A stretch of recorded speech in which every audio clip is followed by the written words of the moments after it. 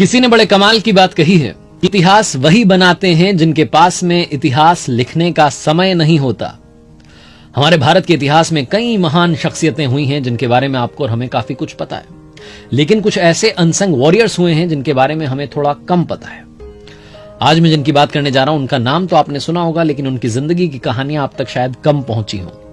आज मैं बात करने जा रहा हूं मालवा साम्राज्य की महारानी देवी अहिल्याबाई होलकर जी की। नमस्ते दोस्तों, मेरा नाम है आरजे कार्तिक और आपका स्वागत है मेरी नई सीरीज लर्निंग सीरीज सीखोगे नहीं तो जीतोगे कैसे में। आज उन बातों की बात करेंगे जो हम सभी सीख सकते हैं महारानी देवी अहिल्याबाई होलकर जी से, जिनका जन्म 31 मई 1725 ईस्वी में महाराष्ट्र के अहमदनगर के छौणी गांव में हुआ था। इनके पिताजी मंकोजी राव शिंदे गांव के पाटिल थे। ये वो जमाना था जब महिलाओं को पढ़ने लिखने के लिए नहीं भेजा जाता था, स्कूल नहीं भेजते थे, लेकिन तब भी उन्होंने अपनी बच्ची को पढ़ने लिखने लायक बनाया। परिवार के संस्कारों का कमाल था कि बचपन से ही अहिल्याबाई में सेवा भाव था। कहते हैं कि जब इंदौर के राजा मल्हार राव होलकर साहब छौड़ी गांव से गुजर रहे थे तो उन्होंने देखा कि एक छोटी बच्ची मंदिर के सामने गरीबों को भोजन करा रही है, खाना खिला रही है, और वो बच्ची थी अहिल्याबाई। सिर्फ 8 साल की उम्र में अहिल्याबाई का रिश्ता तय कर दिया गया। जो इंदौर के महाराजा थे उन्होंने इनका रिश्ता मांग लिया अपने बेटे खांडेराव के लिए, और अहिल्याबाई ब्याह कर शादी कर पहुंच गई होलकर राजघराने में इंदौर। इनके पति एक कुंभेर युद्ध में, जो कि 1754 ईस्वी में हुआ था, उसमें उनकी जान चली गई, ये दुनिया छोड़कर चले गए। और उसके 12 साल के बाद में इनके ससुर जी की भी डेथ हो गई। उसके 1 साल के बाद में इन्हें वो ताज पहनाया गया जो कि मालवा साम्राज्य की इन्हें महारानी बना रहा था। 1767 ईस्वी में देवी अहिल्याबाई होलकर जी बनी मालवा की महारानी, और तब से 1795 ईस्वी तक, जब तक ये इस दुनिया में थी, तब तक इन्होंने एक ऐसा राज किया जो हमेशा हमेशा के लिए मिसाल बन गया। महारानी देवी अहिल्याबाई होलकर जी की जिंदगी की 3 कहानियां आपको सुना रहा हूं जो आपको बताएंगी कि वो कितनी महान थी। सबसे बड़ी लर्निंग जो महारानी देवी अहिल्याबाई होलकर जी से मिलती है वो अनबायस्ड थी। राज्य की जनता हो, प्रजा हो या राज परिवार का कोई सदस्य हो, उनके लिए सब बराबर थे। कभी उन्होंने कोई भेदभाव नहीं किया। इंदौर की घटना है और लोक प्रचलित कथा है कि एक बार महारानी देवी अहिल्याबाई होलकर जी के जो बेटे थे मालोजी राव, उनका रथ निकला बाजार से और उस रथ से एक बछड़े की टकरा करके मृत्यु हो गई। जो बछड़े की मां थी गाय, वो दूर खड़ी थी। जो बछड़ा मर गया तो उसके पास आई और उदास होकर के बैठ गई। थोड़ी देर के बाद में उसी रास्ते से, उसी बाजार से महारानी देवी अहिल्याबाई होलकर जी का रथ भी गुजरा, और जब उन्होंने देखा कि एक गाय अपने बछड़े के पास में बैठी उदास है, तो उन्हें यह समझते हुए देर नहीं लगी कि इस बछड़े को जरूर किसी ने मारा है, एक्सीडेंट हुआ है। उन्होंने आसपास के लोगों से मालूम किया तो पता चला कि थोड़ी देर पहले उनके बेटे का रथ निकला था जिससे टकरा करके बछड़ा जो है इसकी जान चली गई। वो बहुत गुस्से में थी, दरबार में पहुंची और मालोजी राव की पत्नी को बुलाया और उनसे पूछा कि तुम बताओ कि अगर एक बच्चे की जान ले ली जाए उसकी मां के सामने, तो जो जान ले रहा है उसको क्या दंड मिलना चाहिए।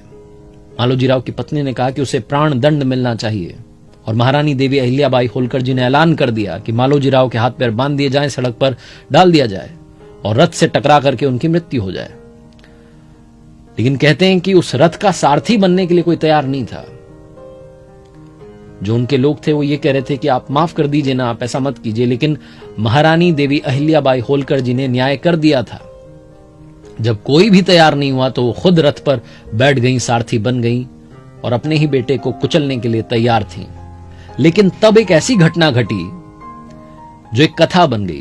ये लोक प्रचलित कथा है कि कहते हैं कि जब वो रथ पर सवार होकर के अपने ही बेटे को दंड देने के लिए आगे बढ़ी, तो वो गाय जिसके बछड़े की मृत्यु हो गई थी, जिसके बछड़े को मालोजी राव के रथ ने टक्कर मार दी थी, वही गाय बार बार आड़े आ रही थी, बार बार रास्ते में आ रही थी, खड़ी हो रही थी।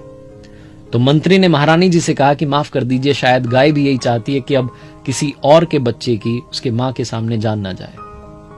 महारानी देवी अहिल्याबाई होलकर जी ने अपने बच्चे को माफ कर दिया, और वो गाय जो बार बार आड़े आ रही थी, इसी वजह से उस बाजार का नाम इंदौर में आड़ा बाजार रखा गया। दूसरी सबसे बड़ी लर्निंग जो महारानी देवी अहिल्याबाई होलकर जी से मिलती है वो ये है कि इस दुनिया में हर समस्या का समाधान है। कभी भी आपको हार नहीं माननी है। 1754 के कुंभेर युद्ध में जब इनके पति शहीद हो गए तो उस वक्त सती प्रथा बहुत प्रचलित थी और ये भी चाह रही थी कि सती हो जाएं। तो इनके जो ससुर जी थे मल्हार राव होलकर जी, उन्होंने मना किया कि नहीं, आपको आगे जो है साम्राज्य को संभालना है। लेकिन 12 साल के बाद में ससुर जी की डेथ हो गई, उसके 1 साल के बाद में इनके बेटे की भी मृत्यु हो गई। तो फाइनली 1767 में इनको वो साम्राज्य संभालना पड़ा। और जब ये इंदौर की महारानी बनी तो जो आसपास के पेशवा थे, राजा थे, उनको ये रास नहीं आया कि भाई एक महिला गद्दी पर बैठ गई। तो उन्होंने प्लान किया कि हम जो है आक्रमण करते हैं, कमजोर है यहाँ की रानी और ये जो साम्राज्य इसको हथिया लेते हैं। तो इसी प्लानिंग के साथ में पेशवा जो है सेना के साथ में इंदौर के पास में पहुंच गए। अब क्या किया जाए? तो महारानी देवी अहिल्याबाई होलकर जी ने अपने सेनापति तुकोजी राव के साथ में एक चिट्ठी भिजवाई। वो चिट्ठी उन्होंने खुद लिखी थी और उसमें लिखा था कि पेशवा साहब, अगर आप युद्ध के लिए आमादा हैं तो आ जाइए, हम इंदौर के दरवाजे खोल देते हैं और युद्ध करने के लिए तैयार हैं। मेरी अपनी स्त्रियों की सेना तैयार है। इन्होंने एक स्त्रियों की सेना तैयार की थी। अगर आप आना चाहते हैं तो आ जाइए, हमारी नारी सेना तैयार है युद्ध करने के लिए। लेकिन सोचिए कि अगर आपने हमें हरा दिया तो इतिहास क्या कहेगा, लोग क्या कहेंगे कि एक कमजोर स्त्री को जो शोक में डूबी हुई थी उसको हरा दिया और महान बन गए। और सोचिए कि यदि हम जीत गए तो इतिहास क्या कहेगा कि एक नारी की सेना के सामने टिक नहीं पाए बड़े बड़े पेशवा। जरा सोचिएगा, बस इतना ही आपसे कहना है। ये जो चिट्ठी थी ये किसी तीर से ज्यादा चुभी थी उन पेशवाओं को। और उस तरफ से चिट्ठी लिखी गई कि रानी साहिबा माफ कीजिएगा, आपने गलत समझ लिया, हम युद्ध के इरादे से नहीं आए हैं, हम तो शोक व्यक्त करने के लिए आए थे। इस तरीके से बिना जंग लड़े ही, बिना युद्ध लड़े ही महारानी देवी अहिल्याबाई होलकर ने वो युद्ध जीत लिया था। तीसरी सबसे बड़ी लर्निंग जो महारानी देवी अहिल्याबाई होलकर जी से मिलती है वो ये है कि ऊपर वाले का आशीर्वाद हमेशा साथ रखिएगा। महारानी देवी अहिल्याबाई होलकर जी, जो कि भगवान शंकर की बहुत बड़ी भक्त रहीं, वो अपने पूरे शासनकाल में उनकी सिर्फ ये कोशिश रहती थी कि मुस्लिम आक्रमणकारियों से अपने राज्य को बचाया जाए।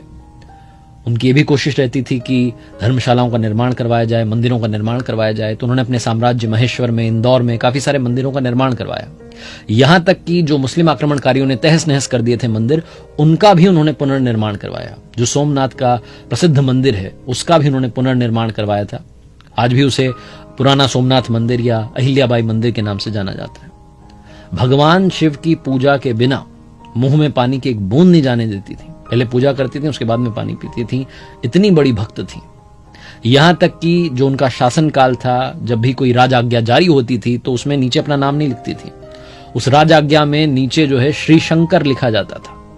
और कहते हैं कि तब से जब तक भारत को आजादी नहीं मिली, जब तक इंदौर के राजा रहे, जितनी भी राजाज्ञाएं जारी हुई, जितने भी आदेश निकले, उन सब में नीचे श्री शंकर लिखा होता था। जो पैसे थे उन पर नंदी का चित्र था, जो वहां पर रुपये बने उन पर भगवान श्री शंकर का चित्र होता था, बिल पत्र बना होता था। तो इस तरीके से उन्होंने लगातार अपनी भक्ति को सबके सामने रखा और जो आस्था भगवान में उन्होंने प्रकट की थी, बस उसी आस्था के दम पर वो पूरा शासनकाल उन्होंने चलाया। कहने का मतलब बड़ा आसान है, सिंपल है कि अगर आप भक्त हैं तो वो आस्था बनाए रखिए, ऊपर वाला सब संभाल लेगा, उसके भरोसे रहिए।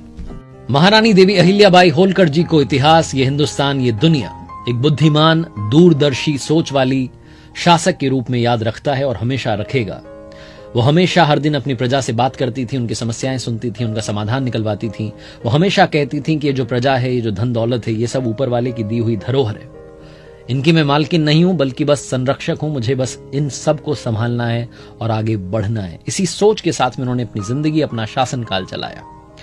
जाते जाते एक छोटी सी प्रसिद्ध कविता आपको सुनाता हूं महारानी देवी अहिल्याबाई होलकर जी पर।